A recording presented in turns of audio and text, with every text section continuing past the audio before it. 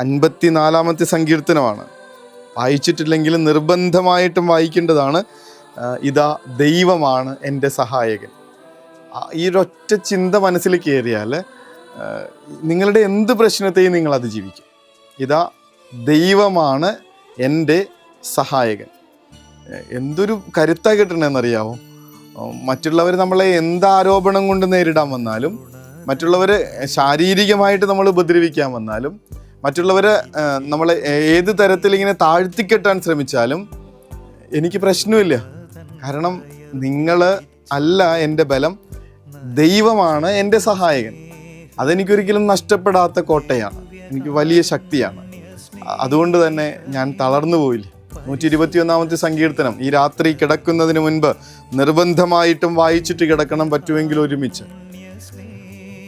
പർവ്വതങ്ങളിലേക്ക് ഞാൻ കണ്ണുകൾ ഉയർത്തുന്നു. എനിക്ക് സഹായം എവിടെ നിന്ന് വരുന്നു? എനിക്ക് സഹായം കർത്താവിൽ നിന്ന് വരുന്നു, ആകാശവും ഭൂമിയും സൃഷ്ടിച്ച കർത്താവിൽ നിന്ന്.